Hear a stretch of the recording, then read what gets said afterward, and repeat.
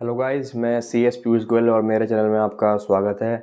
Guys, अगर आप भी कोई स्टार्टअप करने की सोच रहे हैं और आप अगर स्टार्टअप इंडिया के जो प्रोग्राम है, जो DPPIT एक डिपार्टमेंट है गवर्नमेंट ऑफ इंडिया का, उसमें एज ए स्टार्टअप अपनी कंपनी को, LLP को या रजिस्टर्ड पार्टनरशिप को रजिस्टर करवाना चाहते हैं तो वो किस प्रकार से करवा सकते हैं, उसकी क्या क्या कंडीशंस है।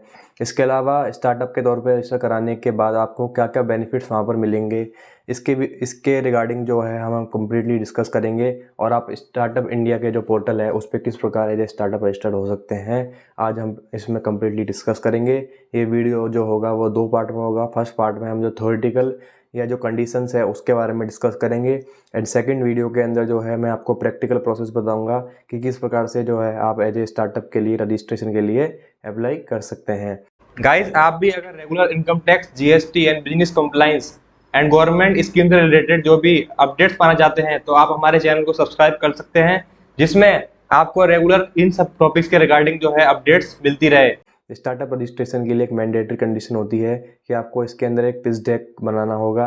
पिच डेक के अंदर जो भी आपका जो बिजनेस है उसके रिगार्डिंग सारी इन्फॉर्मेशन देनी होगी कि आपका जो नेचर ऑफ बिजनेस है वो क्या है, कितने एम्प्लॉई हैं, आपका क्या आइडिया है, आपकी क्या प्रॉब्लम है, उनको कैसे सॉल्व आप कर रहे हो।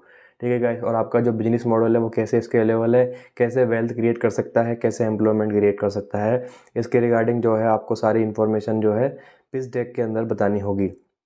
तो स्टार्टअप इंडिया के प्रोग्राम के तहत जो है गवर्नमेंट ऑफ इंडिया ने स्टार्टअप रजिस्ट्रेशन के लिए जो है DPPIT को एक जिम्मेदारी दी है कि जो भी इन सर्टेन क्राइटेरियाज को फुलफिल कर रहे हैं उनको स्टार्टअप के तौर पर रजिस्टर किया जाए, और जिससे कि वो जो बेनिफिट्स हैं गवर्नमेंट ऑफ इंडिया द्वारा वो ले सकें। तो सबसे पहले हम जान लेंगे कि एलिजिबिलिटी क्राइटेरिया क्या है स्टार्टअप को रजिस्टर करने के लिए।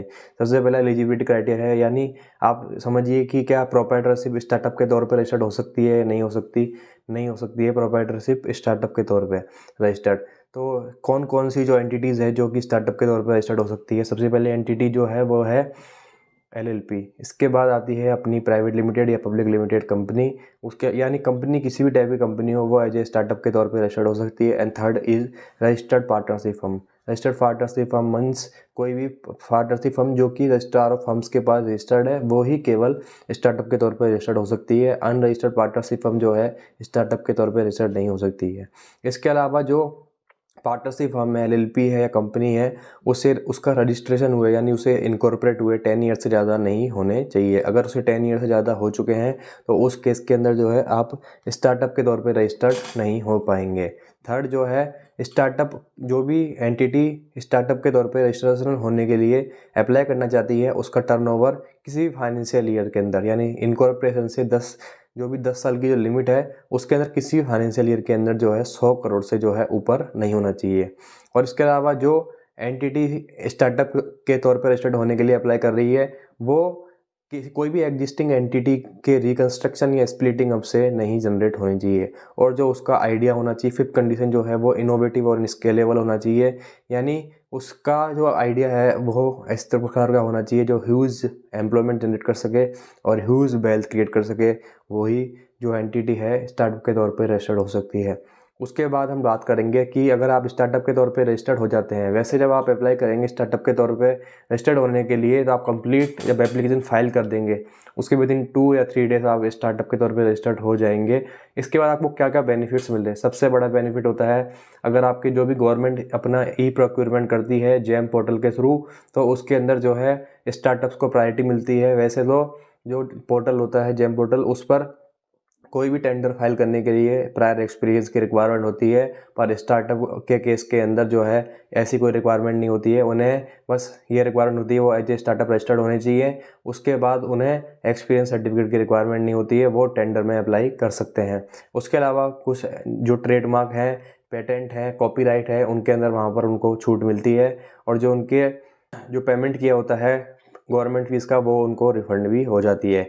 इसके अलावा आपके जो भी लेबर लॉज होते हैं और इन्वायरमेंटल लॉज होते हैं उनसे उनको जो है एग्जम्पशन मिल जाती है, उन्हें कंप्लाई करने की रिक्वायरमेंट नहीं आती है। ठीक है गाइस, इसके बाद आपको थर्ड बेनिफिट ये मिलता है कि आपको जो भी आप प्रॉफिट जनरेट, अगर वो स्टार्टअप स्टार्टिंग के अंदर ही प्रॉफिट जनरेट कर रहा है तो उसको इनकम टैक्स एग्जम्पशन मिल जाती है 7 आउट ऑफ 3 ईयर्स, यानी 3 ईयर्स वो है as a income tax exemption जो है ले सकते हैं। ठीक है गाइस। इसके अलावा जो है कि एडिशनल हमें क्या क्या वहाँ पर इन्फॉर्मेशन बतानी होगी कि आपके नंबर ऑफ़ एम्प्लॉयज़ कितने हैं, अगर कोई वेबसाइट बनी हुई है स्टार्टअप की तो उसके रिगार्डिंग हमें बताना पड़ेगा, और जो कॉपीराइट ट्रेडमार्क वगैरह हमने अप्लाई किए हैं उसके रिगार्डिंग इन्फॉर्मेशन देनी पड़ेगी, या आपने कोई रिकॉग्निशन रिसीव की है गवर्नमेंट से तो वो हमें वहाँ पर मेंशन करनी होगी। इसके अलावा पेन और जो भी डॉक्यूमेंट है, इनकॉर्पोरेशन के डॉक्यूमेंट है कंपनी या एलएलपी या पार्टनरशिप हम के, वो हमें वहाँ पर अटैच करने होंगे। इस प्रकार ये सारा प्रोसेस फॉलो करके आप एज ए स्टार्टअप के तौर पर रजिस्टर्ड हो सकते हैं। फिर भी गाइस आपको कोई दिक्कत आती है तो हमारे स्क्रीन पर नंबर चल रहे हैं, उस पर आप हमसे कनेक्ट कर सकते हैं। Thank you.